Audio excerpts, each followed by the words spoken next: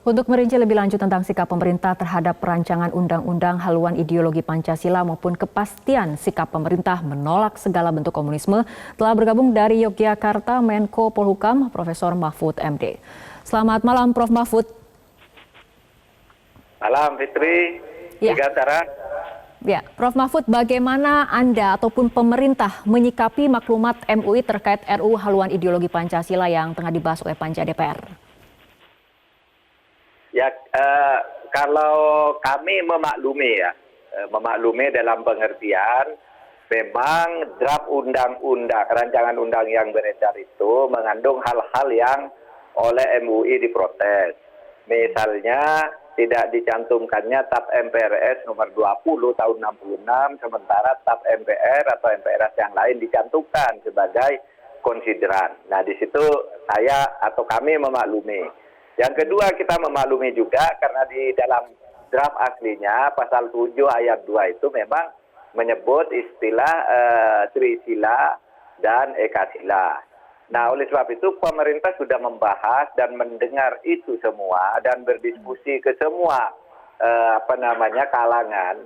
Pada akhirnya kita pemerintah di tingkat tim kecil yang saya pimpin itu sudah membuat rumusan yang akan disampaikan kepada Presiden, yaitu untuk mengkritisi tidak adanya TAP MPRS nomor 20 tahun 66 itu. Jalan keluarnya yang kami usulkan, semua TAP MPR atau TAP MPRS yang dijadikan dasar pertimbangan atau konsideran di dalam RUU itu dihapus saja, kemudian diganti dengan satu TAP MPR, yaitu TAP MPR nomor 1 tahun 2003 yang disebut TAP Sapu Jagat dulu waktu dibuat. Nah, TAP nomor 1 tahun 2003 itu memuat di situ bahwa TAP MPRS nomor 25 tahun 66 masih berlaku sampai sekarang, sampai hari ini. Sama juga dengan TAP tentang politik ekonomi, sama juga dengan TAP MPR tentang hasil jajak pendapat di Timur Timur itu tetap dinyatakan berlaku sampai sekarang oleh TAP MPR nomor 1 tahun 2003. Nah, itu jalan tengah yang kita tawarkan. Semua terakomodasi di situ. Nah, soal Trisila dan Ekasila, ya Halia, silakan. Ya, Prof, artinya ketika kemudian RUU haluan ideologi Pancasila ini kan merupakan inisiatif dari DPR, apakah ataupun komitmen pemerintah untuk mencantumkan TAP MPRS nomor 25 tahun 66 atau tadi Anda katakan mengenai TAP MPRS 1 nomor 2003 pada saat nanti ini dibawa ke DPR dan dibahas ini akan seperti apa? Ya, pemerintah akan menyertakannya itu di dalam DIP. Ya, daftar inventarisasi masalah yang akan disandingkan kalau DPR berpendapat seperti itu, kami punya pendapat seperti ini. Kan selalu begitu pembahasan undang-undang. Lalu masyarakat punya pendapat apa, gitu kan, nanti masuk di dalam seluruh proses legislasi itu. Karena di dalam Undang-Undang nomor 12 tahun 2011, masyarakat juga harus didengar pendapatnya di dalam pembuatan undang-undang. Tidak cukup pemerintah dan DPR hanya berdua.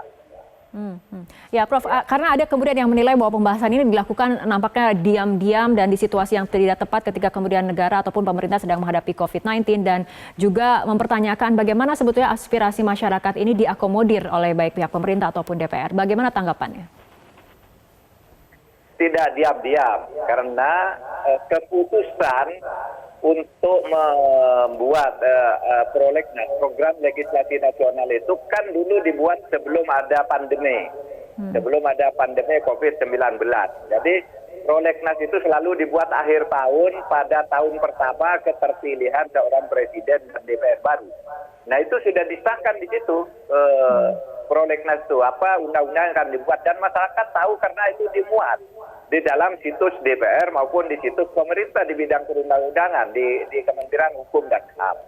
Kemudian bahwa pembahasannya terjadi di saat COVID, itu hanya kebetulan aja COVID-nya muncul sekarang gitu. Tetapi jadwal itu sudah ditetapkan di akhir tahun 2019 bahwa kita akan membuat ini. Kemudian ada COVID, lalu seakan-akan bersembunyi dari masyarakat. Padahal tidak juga. Nyatanya masyarakat juga sekarang tahu kan draft undang-undangnya.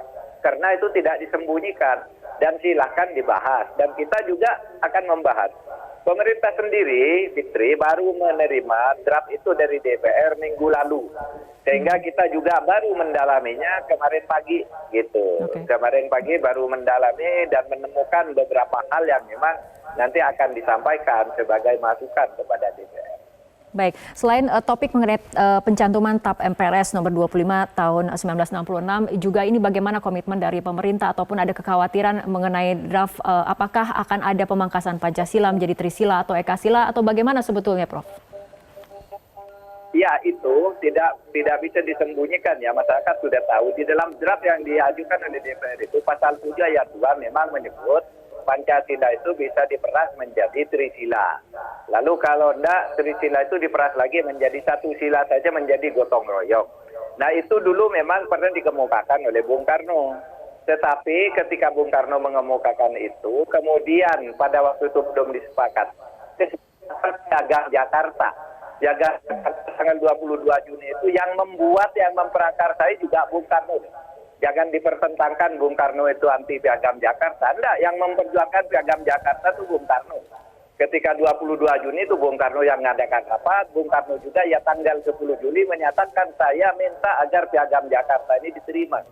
Tetapi kemudian Piagam Jakarta dikompromikan lagi menjadi pembukaan Undang-Undang Dasar tahun 1945 tanggal 18 Agustus itu juga Bung Karno.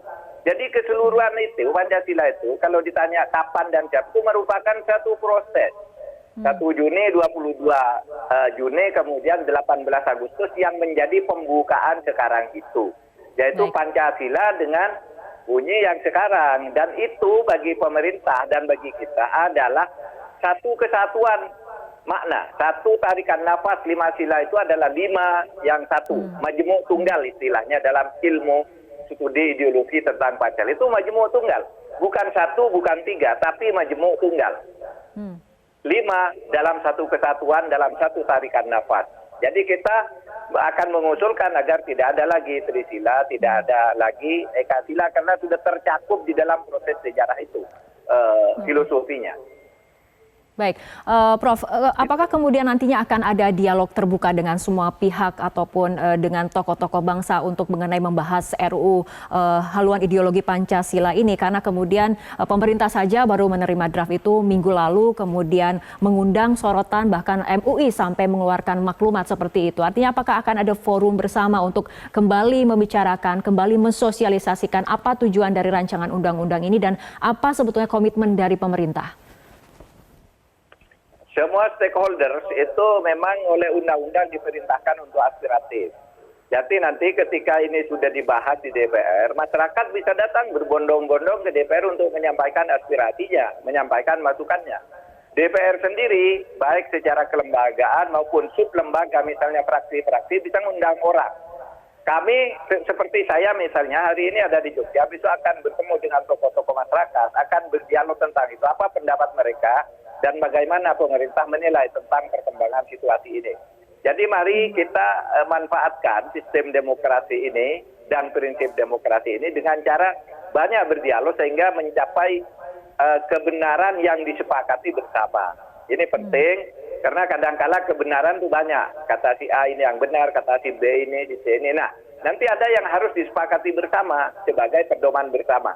Itulah yang dimaksud ideologi. Sebenarnya komitmen untuk menerima satu kebenaran bersama dari berbagai kebenaran. Nah, dalam proses mencari kebenaran bersama yang diterima bersama itulah nanti kita banyak berdialog. Jadi ini masih terbuka. Baik, Prof, draft baru diterima pemerintah. Ya, Prof, draft baru diterima pemerintah minggu lalu. Artinya kapan surat presiden ataupun supres ini akan dikirimkan kepada DPR?